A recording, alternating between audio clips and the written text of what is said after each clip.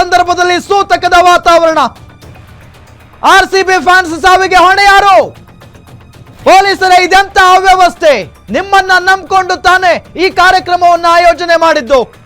Bengaluru commissioner ಸಾಹೇಬ್ರೆ, ಇದೇನಿದು ಕರ್ಮ? ಸಂಭ್ರಮಾಚರಣೆ ಇಡೀ ರಾಜ್ಯಾದ್ಯಂತ. ನಿನ್ನೆ ರಾತ್ರಿಯಿಂದ ಒಬ್ರು ಕಣ್ಣು ಮುಚ್ಚಿಲ್ಲ ಆರ್ಸಿಬಿ ಅಭಿಮಾನಿಗಳು. ಅಷ್ಟು ಖುಷಿಯಲ್ಲಿದ್ದಾರೆ, ಖುಷಿಯಲ್ಲಿ ಕಣ್ಣೀರು ಹಾಕ್ತಾ ಇದ್ದಾರೆ, ಪಟಾಕಿ ಸಿಡಿಸಿ ಸಂಭ್ರಮಾಚರಣೆ ಮಾಡ್ತಾ ಇದ್ದಾರೆ.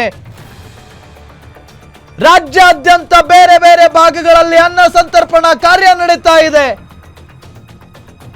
ಈ ಸಂದರ್ಭದಲ್ಲಿ ಆರ್ಸಿಬಿ ಅಭಿಮಾನಿಗಳನ್ನ ಕಣ್ತುಂಬಿಕೊಳ್ಳೋದಕ್ಕೆ ಬಂದಿದ್ದಂತ ನಮ್ಮ ಆರ್ಸಿಬಿ ಅಭಿಮಾನಿಗಳ ಜೀವ ಹೋಗಿದೆ. ಯಾರ್ರೀ ಕಾರಣ ಇದಕ್ಕೆ? ಯಾರು ಹೊಣೆ ಹೊರ್ತಾರೆ? ಪೊಲೀಸ್ನವರು ಹೊರ್ತಾರ? ನಿಮ್ ಕೈಯಲ್ಲಿ ಆಗಲ್ಲ ಅಂತ ಅಂದಿದ್ರೆ ಸರ್ಕಾರಕ್ಕೆ ಹೇಳಬೇಕಾಗಿತ್ತು. ಅವ್ರೇನೇ ಹೇಳಿದ್ರು ಕೂಡ ಸರ್ ಈ ಕ್ಷಣಕ್ಕೆ ಭದ್ರತೆ ವಹಿಸೋದಕ್ಕೆ ಸಾಧ್ಯ ಇಲ್ಲ, ಪೊಲೀಸ್ನವರು ಕಡಿಮೆ ಇದ್ದಾರೆ, ಸೊ ಒಂದು ದಿನ ಟೈಮ್ ಕೊಡಿ, ಎಲ್ಲ ವ್ಯವಸ್ಥೆಯನ್ನ ಮಾಡ್ಕೊಳ್ತೀವಿ ಹೇಳಿದ್ರೆ ಆಗ್ತಾ ಇತ್ವಲ್ಲ. ಬೆಂಗಳೂರು ಕಮಿಷನರ್, ಇದೇನಾ ಕಾನೂನು ಸುವ್ಯವಸ್ಥೆ? ಇದೇನಾ ನೀವು ಜನರನ್ನ ಕಾಪಾಡೋದು? ನಿಮ್ಮನ್ನ ನಾವು ಹೆಂಗೆ ನಂಬಬೇಕು ಸ್ವಾಮಿ? ಪೊಲೀಸ್ನವರನ್ನ? ಅವ್ಯವಸ್ಥೆ ಇದು, ನಿಮ್ಮಿಂದಾನೇ ಆಗಿರೋದು. ಬೆಂಗಳೂರು ಕಮಿಷನರ್ ಇದಕ್ಕೇನು ಉತ್ತರ ಕೊಡ್ತಾರೆ? ಏನ್ ಕರ್ಮ ಇದು?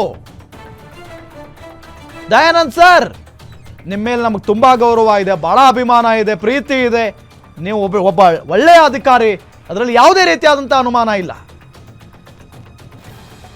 ಆದರೆ ಇದರಲ್ಲಿ ಯಾಕೋ ಬೇಜವಾಬ್ದಾರಿತನ ಎದ್ದು ಕಾಣಿಸ್ತಾ ಇದೆ ಸರ್.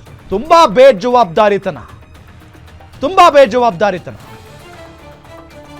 ಬೇಜವಾಬ್ದಾರಿತನದಿಂದಾನೇ ಈ ರೀತಿಯಾದಂತಹ ಘಟನೆ ಆಗಿರೋದು. ಸೆಲೆಬ್ರೇಷನ್ ಮೊದಲೇ ರದ್ದು ಮಾಡಬೇಕಾಗಿತ್ತು ಅಲ್ವಾ? ಹಾಗಾದ್ರೆ ಸೆಲೆಬ್ರೇಷನ್ ಮೊದಲೇ ರದ್ದು ಮಾಡಬೇಕಾಗಿತ್ತು, ಈಗಲ್ಲ, ಸಾವು ನೋವುಗಳಾದ ನಂತರ ಅಲ್ಲ. ಯಪ್ಪ, ಹೊಟ್ಟೆ ಉರಿತಾ ಇದೆ. 18 ವರ್ಷಗಳಾದ ನಂತರ ಕಪ್ ಗೆದ್ದಿದ್ದು ಈ ಕರ್ಮ ನೋಡೋದಕ್ಕ, ಈ ನೋವು ಸಾವುಗಳನ್ನ ನೋಡೋದಕ್ಕ ನಾವೆಲ್ಲ? ಯಾರ ಕಾರಣ? ಯಾರು ಹೊಣೆ? ಬೆಂಗಳೂರು ಕಮಿಷನರ್ ಇದಕ್ಕೇನು ಉತ್ತರ ಕೊಡ್ತಾರೆ?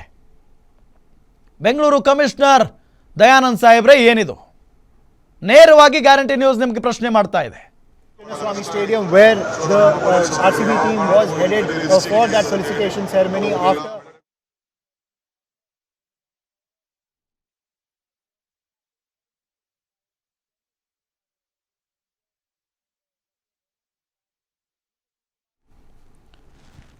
ನಿಜಕ್ಕೂ ಕೂಡ ಭಾಳ ನೋವಾಗ್ತಾ ಇದೆ, ಕೋಪ ಬರ್ತಾ ಇದೆ, ಹೊಟ್ಟೆ ಉರಿತಾ ಇದೆ.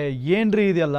18 ವರ್ಷಗಳ ನಂತರ ನಮ್ಮ RCB ನಮ್ಮ ಕನಸನ್ನು ಈಡೇರಿಸಿದೆ.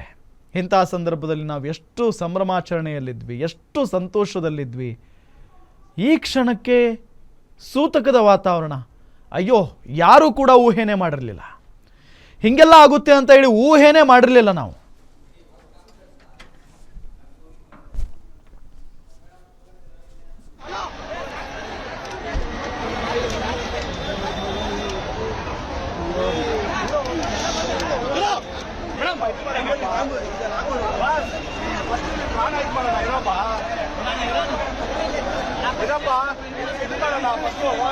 ಸ್ವಲ್ಪ ಗಾಳಿ ಬಿಡಿ.